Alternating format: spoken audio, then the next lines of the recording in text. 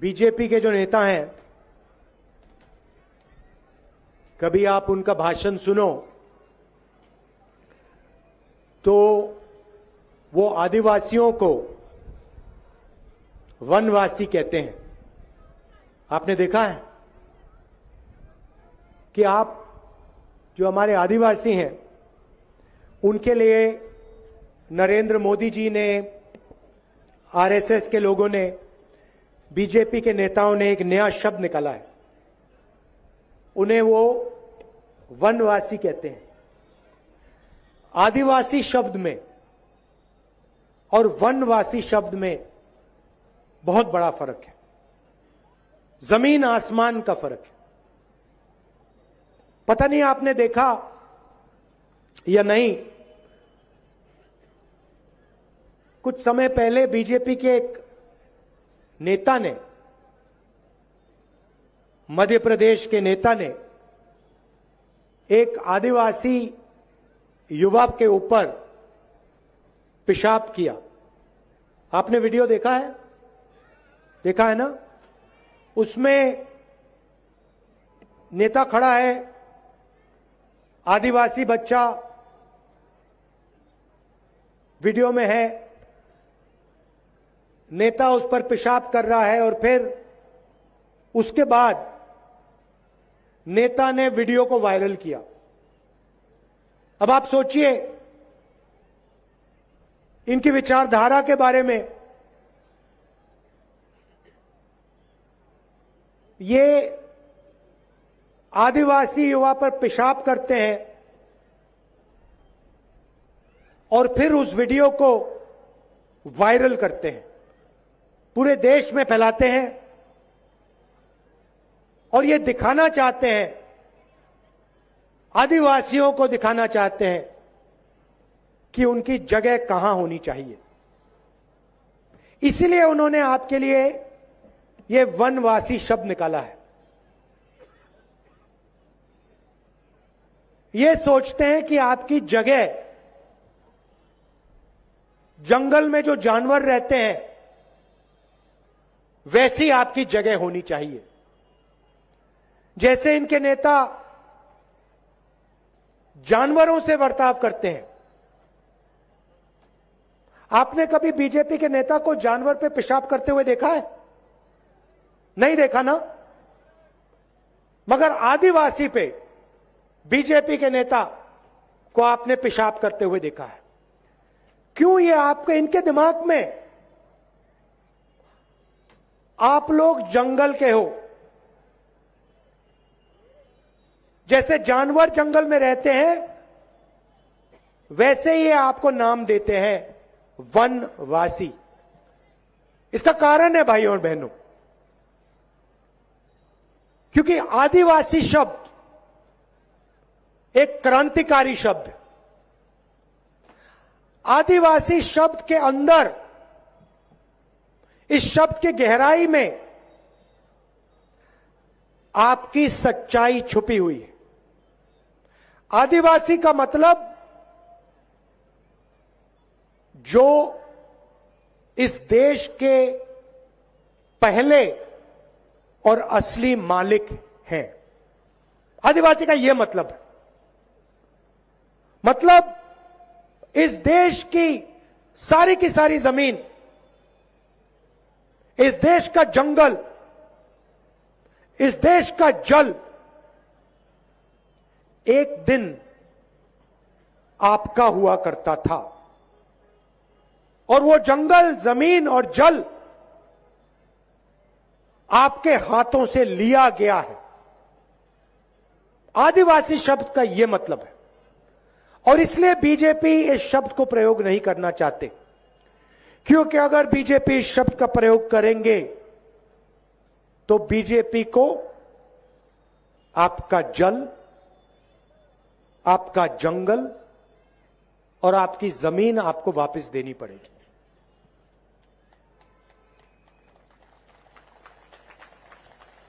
और ये उस बात को मानना नहीं चाहते हैं, इसीलिए इन्होंने यह नया शब्द निकाला है, वनवासी।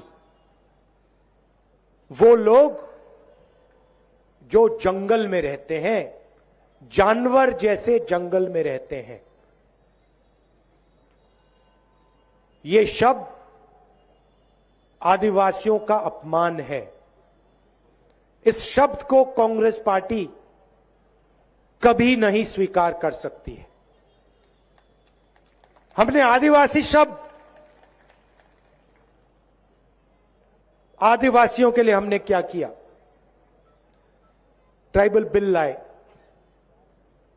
पेसा का कानून लाए, जमीन अधिग्रहण बिल लाए, और उसमें हमने साफ लिखा था कि जब तक आदिवासियों के गांव की ग्राम सभा इजाजत नहीं देगी, तब तक कोई भी आदिवासियों की जमीन नहीं ले सकता है। हमने कहा था कि अगर 5 साल के अंदर किसी इंडस्ट्रियलिस्ट ने अपना बिजनेस चालू नहीं किया, चाहे वो कितना भी बड़ा हो, आदिवासियों को जमीन वापस मिल जाएगी। ये हमने वायदा किया था और ये हमने वायदा पूरा किया। एक और उदाहरण आपको देना चाहता हूं। नरेंद्र मोदी जी के सबसे बड़े मित्र अदानी जी, यहां पे उनका आयरन ओर का माइनिंग का प्रोजेक्ट था। अरबपति है, नरेंद्र मोदी का मित्र है, मगर अदानी का प्रोजेक्ट कांग्रेस पार्टी ने कैंसिल करके दिखा दिया, उसे परे कर दिया। क्यों? क्योंकि हमारे आदिवासी भाइयों ने कहा कि हमें यह प्रोजेक्ट यहां नहीं चाहिए। हमने आपकी आवाज का आदर किया और देश के सबसे बड़े उद्योगपति नरेंद्र मोदी का सबसे बड़ा मित्र, उसका प्रोजेक्ट हमने रद्द कर दिया। क्यों? क्योंकि आप वनवासी नहीं हो, आप आदिवासी हो और छत्तीसगढ़ की जमीन, जंगल और जल आपका है और इसका हक आपको मिलना चाहिए। अब देखिए, मैंने 3-4 बार अपने भाषणों में कह दिया कि वनवासी शब्द आदिवासी इतिहास, आदिवासी भाषाएं, आदिवासी के कल्चर पर आक्रमण है। पहले नरेंद्र मोदी हर भाषण में वनवासी कहते थे। आज उनके भाषण सुनिए, उनके मुंह से वनवासी शब्द नहीं निकलता है। अब अपने भाषणों में वो आदिवासी कहते हैं, मगर सोच भाइयों और बहनों वनवासी वाली सोच है।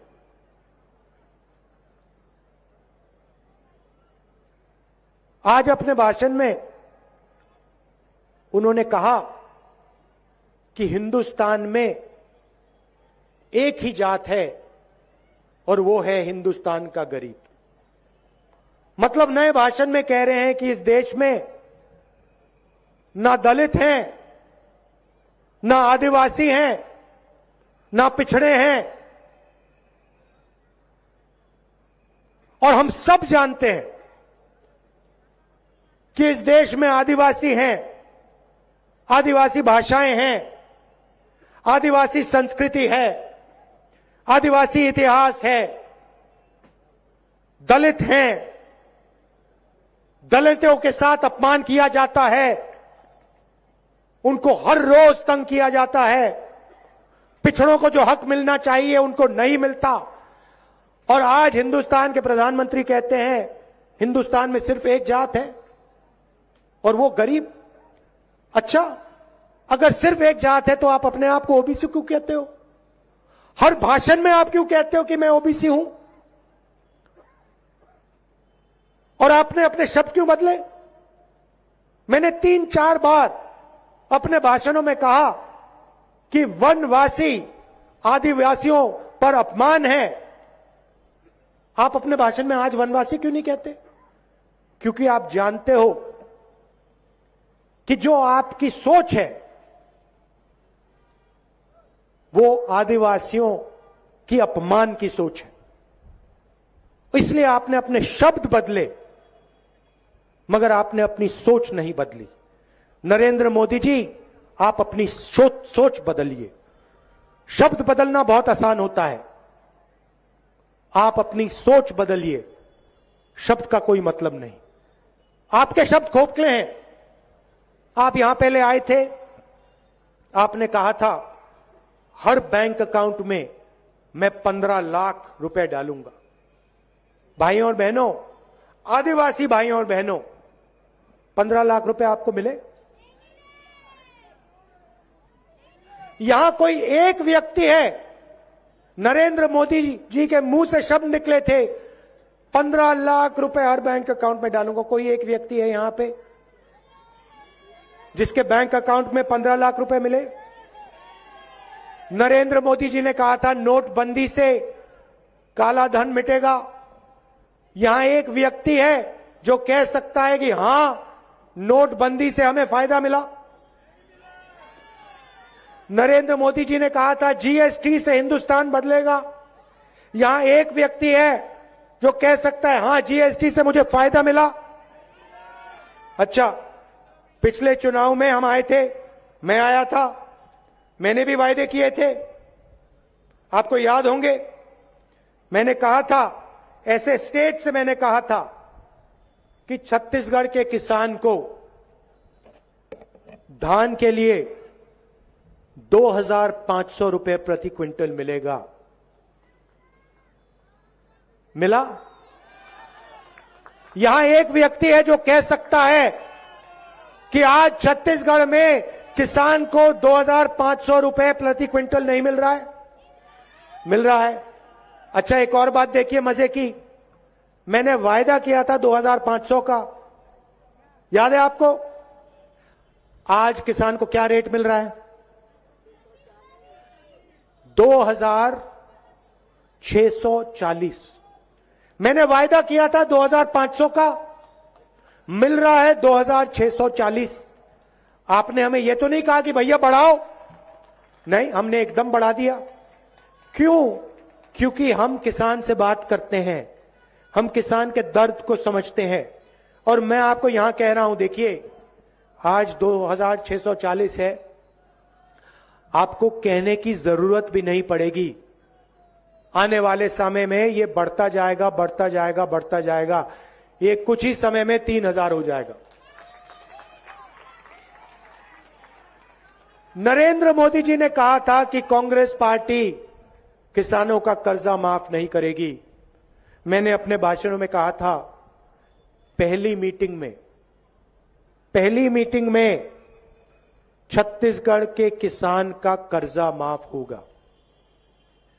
भाइयों और बहनों, कुछ ही दिन पहले मैं खेत में गया, मैंने 2 घंटा धान काटा। वहां पे किसानों से मैंने पूछा, आम किसान से मैंने उनसे पूछा, भैया एक बात बताओ, आपका कर्जा माफ हुआ? मुझे कहते हैं, राहुल जी आप क्या कह रहे हो, मेरा कर्जा माफ हुआ जो मैं सपना भी नहीं देख सकता था। मैंने गाड़ी खरीदी है राहुल जी, गाड़ी, मोटरसाइकिल नहीं, मैंने गाड़ी खरीदी है। और जो हमने कर्जा माफ किया, हमारे बीच में और नरेंद्र मोदी जी के बीच में फर्क समझिए। हमने जो कर्जा माफ किया, जो हम आपको 2,640 रुपए देते हैं, वो पैसा कहां गया? हमने किसान का कर्जा माफ किया, किसान ने वो पैसा अपने गांव में खर्च किया। मजदूर को हम पैसा देते हैं, पहले हम 7,000 रुपए देते थे, चुनाव के बाद हम 10,000 रुपए देने जा रहे हैं। मजदूर और किसान को जो हम पैसा देते हैं, मजदूर और किसान उसके पैसे को गांव में खर्च करता है। गांव में खर्च करता है ना। मजदूर और किसान अमेरिका में जाके खर्च तो नहीं कर सकता, तो गांव में खर्च करता है। फिर फायदा किसको होता है? छोटे दुकानदार को होता है। किसान जाता है, कपड़े खरीदता है, बिस्कुट खरीदता है, बच्चे के लिए चॉकलेट खरीदता है, फायदा छोटे दुकानदार को होता है। तो पूरा का पूरा पैसा गांव में पहुंचता है। नरेंद्र मोदी जी क्या करते हैं? यहां पे कहते हैं अदानी जी को जमीन दो। अदानी जी आपकी जमीन छीन लेते हैं। आपके लोग मना करते हैं, आदिवासी खड़े होते हैं, कहते हैं भाई हमारी जमीन ले रहे हो। बीजेपी की सरकार आप पर गोली चलाती है। अदानी जी आपकी जमीन ले जाते हैं, आपकी जो खदान है उसको उठा के ले जाते हैं। क्या 1 रुपया छत्तीसगढ़ के गांव में, बस्तर के गांव में आता है? पैसा कहां जाता है? अमेरिका जाता है, जापान जाता है, देश के बाहर जाता है।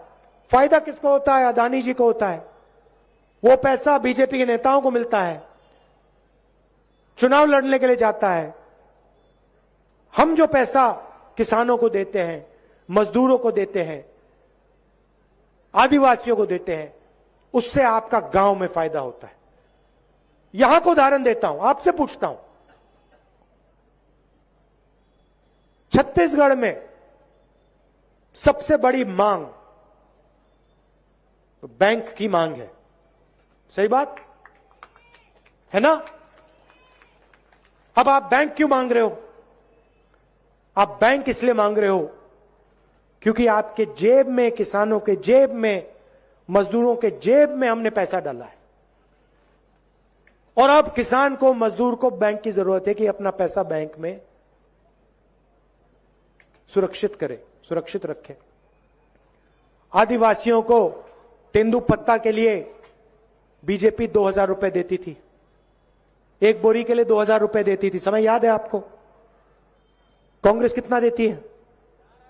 4,000। और चुनाव के बाद हमने कहा है 4,000 रुपए हम हर आदिवासी को बोनस देंगे, सीधा बैंक अकाउंट में। तो जो हम कहते हैं हम करके दिखाते हैं। हमने वायदा किया था कि हम आपको कर्जा माफ करके दिखाएंगे, 2,500 रुपए प्रति क्विंटल पैसा देंगे। मगर हम वहां नहीं रुके। हम एक योजना लाए किसानों के लिए, किसान न्याय योजना। भाइयों और बहनों, 23,000 करोड़ रुपए हमने 26 लाख किसानों के बैंक अकाउंट में डाल के दिखा दिया। अब बीजेपी आती है, भाषण कर जाते हैं, आपको कहते भैया आप तो जंगल के हो, वनवासी हो, अदानी जी को अपनी जमीन दो, गोली खाओ।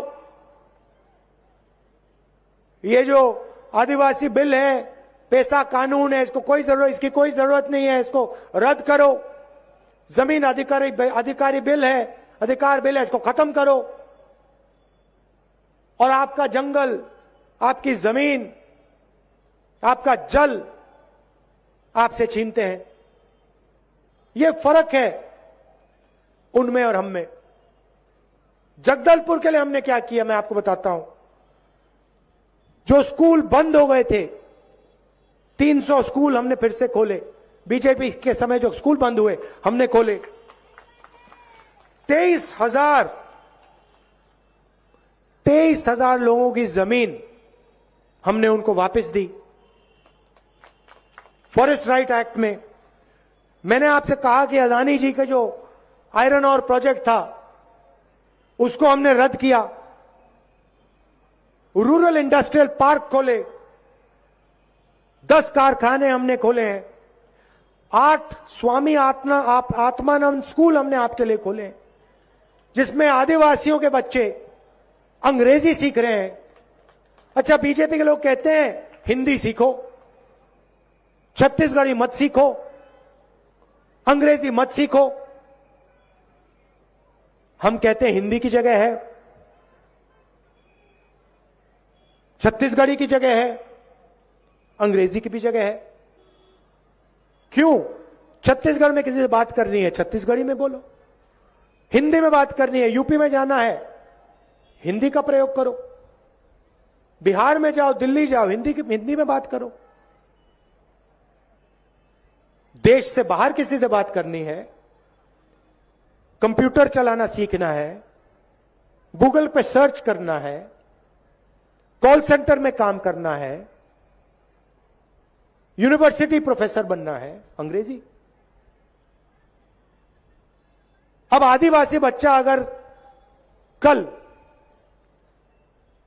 कोई इंटरनेशनल बिजनेस खोलना चाहे, अमेरिका में अपना माल बेचना चाहे, तो उसको अंग्रेजी की जरूरत पड़ेगी। अंग्रेजी के बिना वो काम ही नहीं कर सकता। इनकी सोच है कि आदिवासी अंग्रेजी ना सीख जाए। अगर अंग्रेजी सीख जाएगा तो जो आज हमारे बच्चों को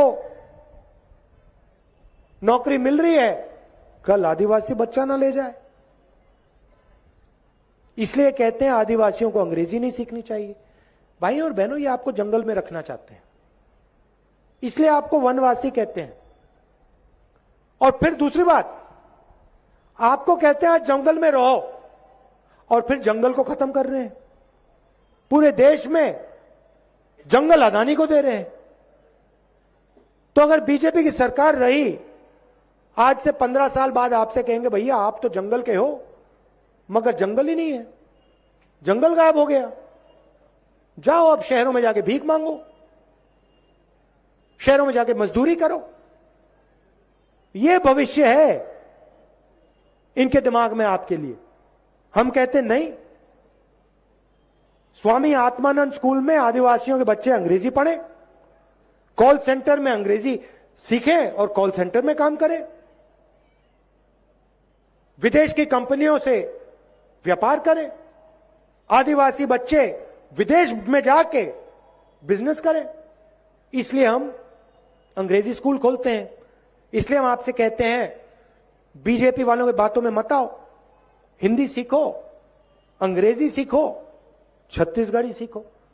अच्छा, आखिरी बात, आप बीजेपी के किसी भी नेता से अगली बार पूछना, भैया आप हमें कह रहे हो कि हमें अंग्रेजी नहीं सीखनी चाहिए, आप हमें कह रहे हो कि हमें हिंदी नहीं सीखनी चाहिए, आप हमें एक बात बताओ, आपके जो बच्चे हैं वो अंग्रेजी पब्लिक स्कूल में, इंग्लिश मीडियम स्कूल में पढ़ते हैं या हिंदी मीडियम स्कूल में पढ़ते हैं?